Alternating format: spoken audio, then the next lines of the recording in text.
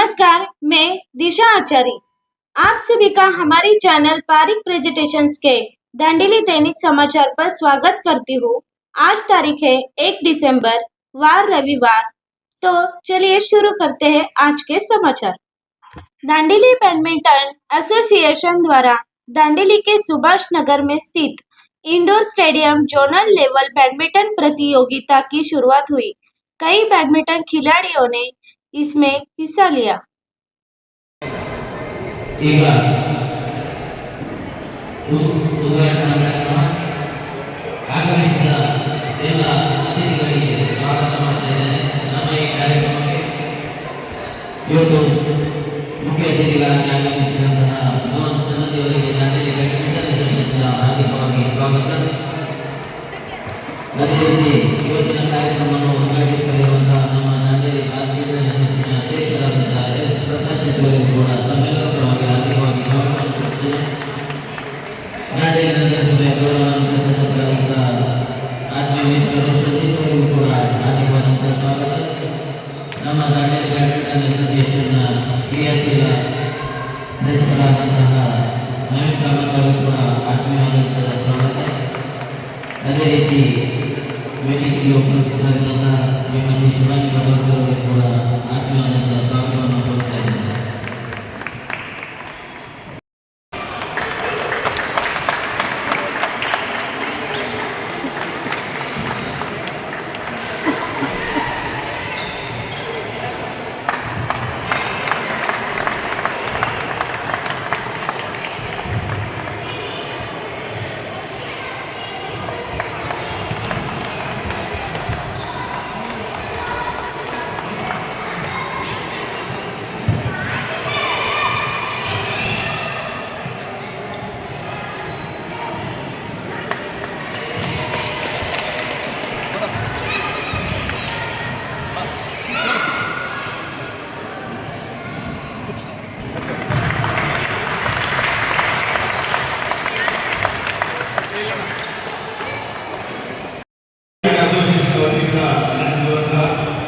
ಈ ಒಂದು ಜೋನಲ್ ಮಟ್ಟದ ಪಂದ್ಯಾಟವನ್ನು ಉದ್ಘಾಟನೆ ಮಾಡಿದಂಥ ನಮ್ಮ ಸಂಘಟಕರು ಗುರುಗಳಾಗಿರುವಂತಹ ಶ್ರೀಯುತ ಮೋಹನ್ ಅವರೇ, ರೋಷನ್ ಅವರೇ, ಶಿವಾನಿ ಮೇಡಮ್ ಅವರೇ, ಮತ್ತೆ ಹಾಗೂ ಎಲ್ಲ ದಾಂಡೇಲಿ ಬ್ಯಾಡ್ಮಿಂಟನ್ ಅಸೋಸಿಯೇಷನ್ನ ಸದಸ್ಯರೇ, ಇಲ್ಲಿ ಭಾಗವಹಿಸಿದಂತಹ ಎಲ್ಲ ಆಡಳಿತರೇ, ದಾಂಡೇಲಿಯ ನಾಯಕರೇ ಹಾಗೂ ಇವತ್ತಿನ ಸ್ಪಂದನರು.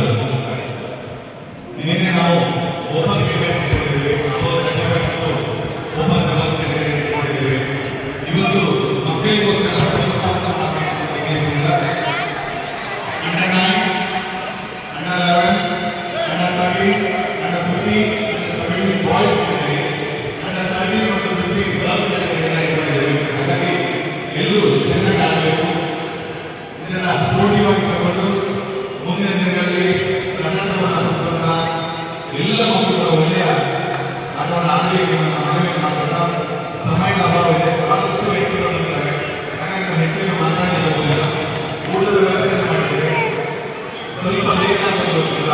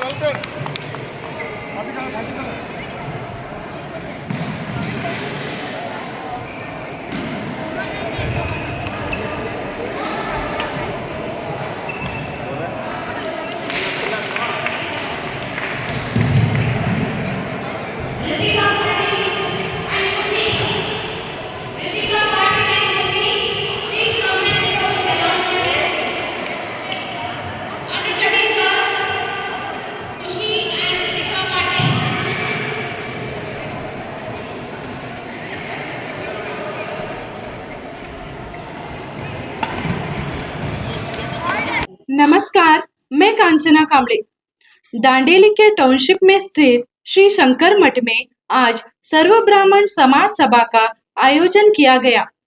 इस सभा में दांडेली घटक सर्व ब्राह्मण समाज की भी रचना की गई और जनवरी 18 और 19 को बेंगलोर में होने वाले 11वें महाब्राह्मण सम्मेलन व कोटि महागायत्री मंत्र जाप के विषय पर चर्चा की गई।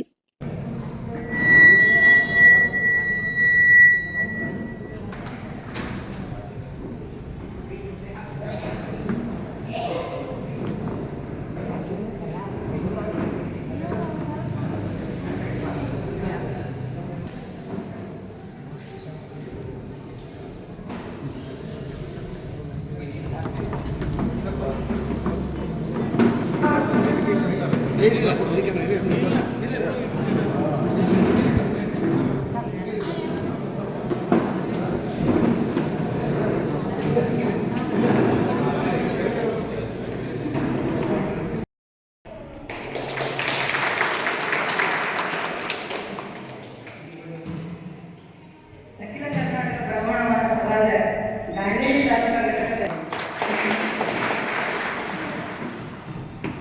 ಹಾಗೆ ಇವತ್ತು ಅಖಿಲ ಕರ್ನಾಟಕ ಬ್ರಾಹ್ಮಣ ಸಭಾದ ದಾಂಡೇಲಿ ಘಟಕದ ಹೆಸರಿಗೆ ಅಖಿಲ ಕರ್ನಾಟಕ ಬ್ರಾಹ್ಮಣ ಸಭಾದ ರಾಜ್ಯ ಸಂಘಟನಾ ಕಾರ್ಯದರ್ಶಿಗಳಾದಂತೆ ಶ್ರೀಯುತ ಶ್ರೀಪಾದ್ ರಾಜಸೇಸ್ ಅವರು ಇಲ್ಲಿಗೆ ಆಗಮಿಸಿದ್ದಾರೆ.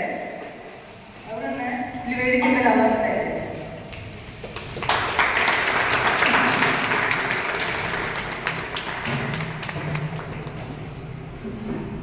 ಹಾಗೆ ಅಖಿಲ ಕರ್ನಾಟಕ ಬ್ರಾಹ್ಮಣ ಮಹಾಸಭಾದ ಶಿರಸಿ ತಾಲೂಕಾ ಪ್ರಧಾನ ಸಂಚಾಲಕರಾದ ಶ್ರೀಯುತ NS ಭಟ್ ಮಣದೂರು ಅವರನ್ನು ಸಹ ವೇದಿಕೆ ಮೇಲೆ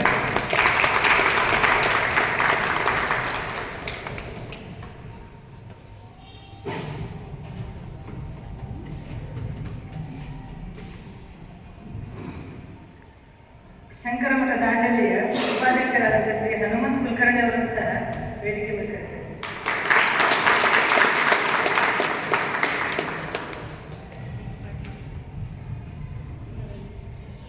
ಶ್ರೀ ರಾಘವೇಂದ್ರ ಶರ್ಮ ಮಠದ ದಾಂಡೇಲಿಯ ಅಧ್ಯಕ್ಷರಾದಂಥ ಪ್ರಾಣೇಶ್ ಮುಗಳೆ ಅವರು ಸಹ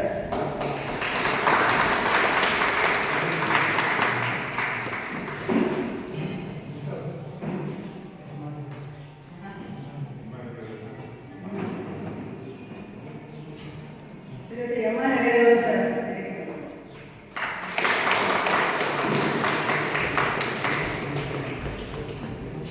ಹವ್ಯಕ ಮಂಡಳಿ ದಾಂಡೇಲಿಯ ಅಧ್ಯಕ್ಷರಾದಂಥ ಶ್ರೀ BR ಹೆಗಡೆ,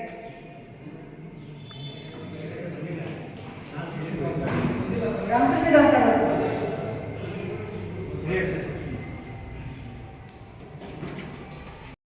ಶ್ರೀಪಾದ ಆಚಾರ್ಯ ಅವರಿಗೆ,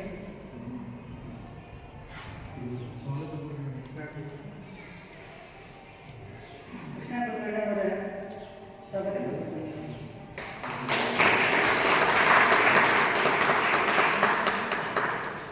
ಶ್ರೀ NS ಭಟ್ ಮಣದೂರು ಅವರಿಗೆ,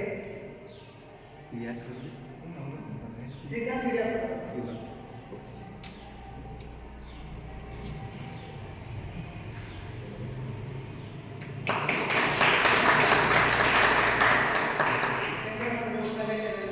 ಶ್ರೀ ಹನುಮಂತ ರವಿಚಂದ್ರ,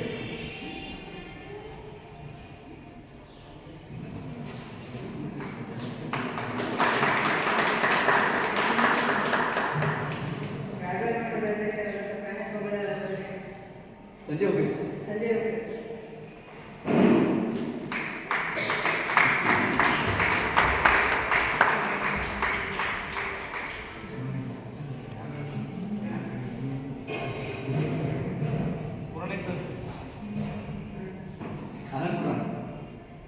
ಅನಂತಪುರಾಣ ಅವರು, ರಾಮಕುಮಾರ್ ಅವರು,